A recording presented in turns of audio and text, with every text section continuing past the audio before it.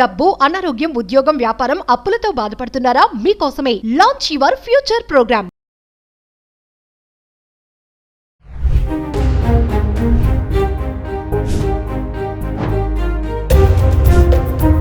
నమస్తే, welcome back to Suman TV. ప్రస్తుతం మనతో పాటు ఉన్నారు పబ్లిక్ స్పీకర్ రజనీ రమ గారు. నమస్తే మ్యామ్. నమస్తే నేను మేము మామూలుగా పిల్లలు పాడైపోవడానికి అంటే చెడిపోవడానికి పేరెంట్స్ చేసే తప్పులే ఉంటాయి అంటే ఇక్కడ చాలామంది అనుకోవచ్చు, మేమేం తప్పులు చేస్తున్నాము, మా వల్ల మా పిల్లలు పాడైపోతారా, ఏం మాట్లాడుతున్నారని అనుకోవచ్చు. కొంతమంది ఉన్నారుగా, కొంతమంది అయితే అంటే తెలిసి తెలియక చేసే తప్పుల వల్ల పిల్లలు పాడైపోవడానికి తల్లిదండ్రులు కారణం అవుతున్నారు. ఈరోజు కొన్ని వాటి గురించి మాట్లాడుకుందాం, కొన్ని పాయింట్స్. అంటే అందరి గురించి కాదు, కొంతమంది చేసే తప్పులను రెక్టిఫై చేసుకుంటారు కదా, లాస్ట్లో మళ్ళీ బాధపడకుండా నా కొడుకు ఇలా అయిపోయింది, నా కూతురు ఇలా అయిపోయింది. చాలా వీడియోలో మనం చెప్పుకున్నాం ఈ మాటలు, మళ్ళీ ఒకసారి గుర్తు చేద్దాం. తల్లిదండ్రులకి ఏం తప్పులు చేస్తున్నారంటారు వాళ్ళు? అసలు బిడ్డ భూమి మీద పడంగానే అబ్బో చాలా గ్రేట్ ఫీల్ అయిపోతున్నారు. అబ్బో మాకే పుట్టేసింది, లేకపోతే మాకే పుట్టేశాడు, అది ఒక గొప్పగా ఫీల్ అయిపోతున్నారు. ఆ గొప్పగా ఫీల్ అయిపోవడం అనే విషయమే చెడు బీజం, విత్తనం. పుట్టినోడు విత్తనమే, ఈ ఫీలింగ్ అనేది మొదటి విత్తనం. ఇది తీసేయాలి. పుడుతున్నాం అబ్బో కోటాను కోట్ల మంది, అసలు దేశంలో ప్లేస్ చాలా చేస్తున్నాం, అంతమంది పుడుతున్నారు. ఏం గొప్ప, మరి గొప్పవాళ్ళు అక్కడక్కడ ఉన్నారు, వేళ్ళ మీద లెక్క పెట్టచ్చు, వాళ్ళు గొప్పవాళ్ళు. ఇంతమంది అందరు గొప్పవాళ్ళ కాదు కదా. మరి ఎవరికైతే పేరు వచ్చిందో, ఎవరైతే మహానుభావులు అయ్యారో వాళ్ళే గొప్ప ప్లేస్లో నిలబడ్డారు, పుట్టంగానే కాదు. కాబట్టి ముందు అది గొప్పగా ఫీల్ అవ్వటం అనేది మానేయండి. పుట్టారబ్బా మనకు అందాం అనుకున్నాము, పుట్టారు, పుట్టిన తర్వాత ఏం చేయాలి, జాగ్రత్తగా పెంచుకోవాలి. ఇప్పుడు ప్రతి ఒక్క వ్యక్తికి తెలుస్తుంది సమాజంలో ఏం జరుగుతుంది, బయట ఎలాంటి మార్పులు వస్తున్నాయి, పిల్లల గురించి ఎన్ని విషయాలు జరుగుతున్నాయి, పిల్లల్ని ఇలా పెంచమంటున్నారు, అలా పెంచమంటున్నారు, పిల్లలే నేరాలు చేస్తున్నారు, ఓ పక్కన పిల్లలే లవ్లోకి వెళ్ళిపోతున్నారు, పిల్లలే తల్లిదండ్రులను చంపుతున్నారు, ఇలా రకరకరకాల విషయాలు ప్రతి మనిషి తెలుసుకుంటున్నాడు ఈ రోజుల్లో. తెలుసుకున్నప్పుడు మనకి బిడ్డ పుట్టినప్పుడు గొప్పగా ఫీల్ అయిపోవడం ఎందుకు? అమ్మో పుట్టాడు భయపడండి అసలు. ఫస్ట్ వీడు అలా అవ్వకుండా ఎలా పెంచాలి అనే ఆలోచనలో పడండి, కానీ గొప్పగా ఫీల్ అయిపోకండి.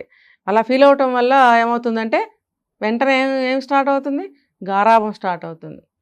గారాబం స్టార్ట్ అయితే ఏమవుతుంది, వాడు నెలల పిల్లాడుగా ఉన్నప్పుడే మన వీక్నెస్ కనిపెట్టేస్తాడు. తల్లి తెలంగాణకి అవ్వమని కేకేయడం, అమ్మో ఏదైందని తల్లి పరిగెత్తుకు వస్తుంది, అహో నేను అరిస్తే వస్తుందని చెప్పి ఇంకా అదే కంటిన్యూ చేస్తా. కావాలంటే చూడండి ఎందుకు ఏడుస్తారు పిల్లలు, తల్లి కనపడకపోతే ఎందుకు ఏడుస్తారు, ఇంకొకరు కనపడకపోతే ఎందుకు ఏడవరు అంటే తల్లి పాలిస్తుంది, లాలిస్తుంది, కొంచెం నవ్విస్తుంది, హాయ్ హోయ్ హోయ్ హోయ్ అంటుంటారు కొంతమంది తల్లులు పిల్లల దగ్గర. ఆ విన్యాసాలకి అట్రాక్ట్ అవుతారు పసిపిల్లలు, నవ్వడం, కేరింతలు కట్టడం. అది కొంచెం కాసేపు కనపడలేదు అనుకోండి ఆ విషయాలు, ఏడవటం మొదలు పెడతారు. ఏడవంగానే తల్లి గబుక్కుని వస్తుంది, ఆపేస్తారు. మళ్ళీ ఆవిడ వెళ్ళంగానే మళ్ళీ ఏడుస్తారు, మళ్ళీ ఆవిడ రాగానే ఇవి కనిపెట్టేస్తుంది బిడ్డ. ఓహో నేను ఇలా ఏడిస్తే వస్తారని నెలల పిల్లలప్పటి నుంచే కనిపెడతారు. కాబట్టి అది కూడా ఒక టైప్ ఆఫ్ గారాభమే. ఏడవంగానే వచ్చేయాల్సిన పని లేదు. పిల్లల్ని కాస్త అలా వదలండి, పారాడుతుంటారు. అలా అలా పారాడితే ఆకలేస్తుంది, తింటారు, తాగుతారు, బొమ్మలు వేస్తే ఆడుకుంటారు. లేకపోతే చిన్న చిన్న వర్డ్స్ నేర్పించండి, లేకపోతే మొద్దులాగా తయారవుతారు వాళ్ళు. అది చెయ్యండి. కానీ ఎత్తేసుకొని అబ్బో బుగ్గలెర్రగా అయిపోయినాయి, ఏడ్చి ఏడ్చి కందిపోయాడు, ఈ భావాలన్నీ తీసి పక్కన పెట్టండి. ఏడిస్తే కందిపోకపోతే ఏమవుతుంది, మరి ఏడిస్తే నొప్పి పెట్టకుండా ఏమవుతుంది గొంతు, ఇవన్నీ నార్మలే అనుకోండి, గొప్పగా ఫీల్ అయిపోవద్దు. ఏం చేయాలో అది చెయ్యండి, మీకు అనుసరణలో పెట్టుకోండి. పోనీ మీరు ఏదైనా పని చేసుకుంటూ పలకరిస్తూ ఉండండి. ఒక సంవత్సరం వయసు వచ్చేటప్పటికి ఏదైనా వస్తువు అటు నుంచి తీసుకురండి, ఇటు నుంచి తీసుకురండి అని నేర్పండి. దానివల్ల వాళ్ళకి పదాలు వస్తాయి, నోట్లో నుంచి మాట్లాడటం వస్తుంది. తర్వాత ఆ వస్తువు ఏంటనేది తెలుస్తుంది. బుక్స్ చూపించి ఏ ఫర్ యాపిల్, యాపిల్ బొమ్మ చూపిస్తాం. అలా ఎందుకు, ఇదిగో యాపిల్, యాపిల్ నాన్నకి ఇచ్చిరా, ఈ యాపిల్ అక్కడ పెట్టిరా, అక్కడ యాపిల్ పెట్టి యాపిల్ తీసుకురా అంటే అది యాపిల్ అని తెలీదా? కాకపోతే ఏబిసిడీలు రావడం కోసం అలా అన్నారు, అది నెక్స్ట్ స్టేజ్. ఈ వయసులో అల్లరిని మాన్పించాలంటే ఇలాంటివి నేర్పడం వల్ల 2 ఏళ్ళు వచ్చేటప్పటికి చిన్న చిన్న పదాలు వచ్చేస్తాయి వాళ్ళకి, మీకు ఈజీ అవుతుంది. నెక్స్ట్ స్కూల్లో వేసినా, డే కేర్లో వేసినా. తర్వాత అడిగిందల్లా ఇవ్వద్దు. బయటకు వెళ్తాం, బొమ్మలు కొనుక్కొచ్చేస్తాం. తర్వాత ఎప్పుడైనా మళ్ళీ బజార్కి వెళ్ళినప్పుడు బాబు ఒక బొమ్మ పట్టుకుని అదే కావాలని మారావని చేస్తాడు. చేసినప్పుడు మీరు అది కొనేస్తారు. ఓహో ఇట్లా మారాన్ చేస్తే కొంటారు, వాడికి అది అలవాటు అవుతుంది. అంటే గారాబం చేయటం కానీ అడిగిందల్లా కొనివ్వటం కానీ 5 ఏళ్ల లోపలే వాళ్ళకి నేర్పేస్తాం. మనమే నేర్పుతున్నాం. మనమే నేర్పేస్తాం. అదేంటి మేడం, మరి బాబు అడిగితే కొనివ్వాలి కదా. గొప్ప, మా దగ్గర ఇన్ని డబ్బులు ఉన్నాయి, మాకేంటి కర్మ. మరి ఇప్పుడు నడిపే బండ్లు వస్తున్నాయిగా, ఆ పేర్లు నాకు తెలియవు. చిన్న చిన్న జీపులు, చిన్న చిన్న కార్లు, అవి కూడా వేలల్లో ఉన్నాయండి. అవి కొనుక్కొచ్చి ఇళ్లల్లో పెడుతున్నారు. వాడికంటే ఇంతవాడికి నువ్వు డ్రైవింగ్ ఎందుకబ్బా, ఎందుకు? వాడేం చేస్తా, మొన్న నేను చూశాను 2 years కూడా లేవు ఒక బాబుకి, తండ్రి డ్రైవ్ చేస్తున్నాడు, ముందు కూర్చోబెట్టుకుని, ఆ పిల్లాడు కూడా స్టీరింగ్ పట్టుకుని ఇలా ఇలా అంటున్నాడు. వాడికి అవసరమా నీకు అవసరమా? అది ఎందుకు నువ్వు నేర్పిస్తున్నావు? పిల్లలకి బొమ్మలు ఇవ్వండి, అవెందుకు? చిన్న చిన్న బొమ్మ కార్లు ఉంటాయి, పోనా ఇవ్వండి. నడిపే బండ్లు ఎందుకు? అవి ఇస్తున్నారు. అయితే వాళ్ళ డబ్బులు ఉన్నాయి, వాళ్ళ స్టేటస్ ప్రకారం కొంటారు. ఏమీ లేని వాళ్ళు బొమ్మ కారు కొంటారు, ఇంకొంచెం ఉన్నవాళ్ళు చిన్న చిన్న సైకిళ్ళు, 3 చక్రాల సైకిళ్ళు కొనిస్తుంటారు ఇంట్లో, ఊరికే పిల్లలు అల్లరి చేయకుండా. అంతవరకే కానీ ఇంతంత ఖరీదు గల కార్లు, ఇంట్లో తిప్పే కార్లు ఎందుకండి? అంటే మాకు ఇంత డబ్బు ఉందంటే మీరు అక్కడ ఏం అలవాటు చేస్తున్నారు? లగ్జరీ. డబ్బు ఎలా ఖర్చు పెట్టాలి, దాని విలువ తెలియకుండా ఇది అలవాటు చేశారా? ఇప్పటికి ఎన్ని అలవాటు చేశారా? 3 అలవాట్లు చేశారు. ఇంకోటి ఏం చేస్తున్నారు, పెద్ద స్కూల్లో, మంచి స్కూల్లో జాయిన్ చేస్తారు మీకు డబ్బు ఉంటే. డబ్బు లేని వాళ్ళు కూడా, మధ్యతరగతి వాళ్ళు కానీ, ఇంకా కింద వాళ్ళు కానీ, ఇలాంటి వాళ్ళని చూసి వాళ్ళు కూడా అవే స్కూళ్ళకి వెళ్ళడం వల్ల సీట్లు దొరకవు. సీటు ఉందండి ఒక సీటు అని చెప్పి పక్క నుంచి చాటుగా బేరం మొదలు పెడతారు స్కూల్ వాళ్ళు. అంటే ఇప్పుడు కాలేజెస్లో కూడా చూస్తున్నాం మనం, మేనేజ్మెంట్ కోటాలని అవని ఇవని. వీళ్ళు ఇంకా కొంచెం ఎక్కువ డబ్బు పెట్టి ఆ స్కూల్లో సీట్ సంపాదిస్తే, మా అబ్బాయికి కూడా అందులో వచ్చింది, చాలా కష్టమైంది. చివరికి మా పేరు చెప్పుకుంటే, మా అబ్బాయిని చూసి మాకు ఇచ్చారు ఆ సీట్ అని బయటకు వచ్చి గొప్పగా చెప్పుకుంటారు. అది పిల్లాడికి అన్నీ తెలుస్తూనే ఉంటాయి.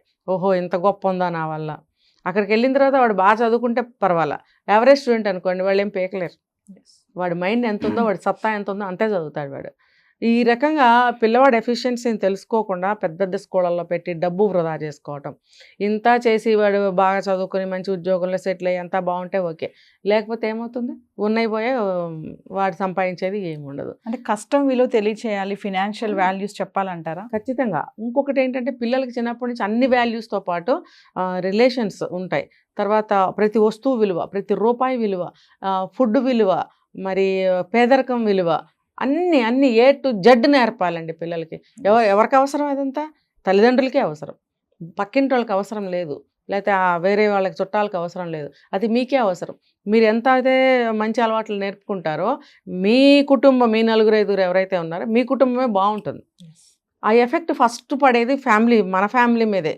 మన బిడ్డలు మనం ఎలా పెంచుకుంటామో ఆ ఎఫెక్ట్ వచ్చేసి ఫస్ట్ మన ఇంటి మీదే పడుతుంది. మరి అలాంటప్పుడు మనం ఎలా పెంచుకోవాలి? అతిగారాబం చేయటము, అడిగిందల్లా ఇవ్వడము, రేపు 14 ఏళ్ళకి 13 ఏళ్ళకి క్రైమ్స్ మొదలెడతాడు. సెల్ ఫోన్లు ఉన్నాయి కదా, ఈ సెల్ ఫోన్లు ఇవ్వటం. ఈ సెల్ ఫోను అసలు అవసరం ఉండదండి. నన్ను అడిగితే ఇంటికి వచ్చిన తర్వాత ఏదైనా వర్క్ కావాలంటే తల్లిదండ్రులే ఏదన్నా చూసి వాళ్ళకి మ్యాటర్ అందించగలిగితే వాళ్ళు ప్రాజెక్ట్ వర్క్ అన్నా కానీ ఇంకోటి కానీ చేసుకోగలుగుతారు. వీలైతే ఇలా దీనికి ప్రయత్నించవచ్చు తల్లిదండ్రులు. ఫోన్ ఇచ్చేసి మరి ఏఐ ద్వారా కానీ ChatGPT ద్వారా కానీ మీరు చేసేసుకోండి అని ఫోన్లు ఇచ్చేసేయడం వల్ల వీళ్ళు ఆ రకంగా కూడా చెడుదోవ పడుతున్నారు. అది ఎంతసేపు ఏం చూస్తున్నారు అనేది వీళ్ళు పసిగట్టరు. ఇంకా వాళ్ళు ఇష్టం వచ్చినట్టు చేస్తుంటారు. దానివల్ల ఆలోచనలు మారిపోతాయి, మైండ్ మారిపోతుంది, బుద్ధి మారిపోతుంది, చదువు నుంచి మైండ్ డైవర్ట్ అయిపోతుంది, ఏవేవో అవన్నీ చేయాలనిపిస్తూ ఉంటుంది. దొంగతనమే కావచ్చు, ఆ అమ్మాయిలతో తిరగటం కావచ్చు, లేకపోతే చిన్నప్పటి నుంచి వాళ్ళు సెక్స్ మీద వెళ్తుంది వాళ్ళ మైండ్, ఇలాంటివి ఏవైనా కావచ్చు కదా. మరి ఇవన్నీ ఎఫెక్ట్ మీ మీదే పడుతుందా, లేకపోతే ఆ అబ్బాయి ఇలా చేస్తున్నాడు ఫలానా వాళ్ళ అబ్బాయి అంటే ఆ ఫలానా వాళ్ళు మీరే అవుతున్నారా? ఏది చూసుకున్న ఎఫెక్ట్ మీ మీదే పడుతుంది. కాబట్టి మీరు ఎలా పెంచుకోవాలనేది వాళ్ళు ఆలోచించుకోవాలి. Thank you.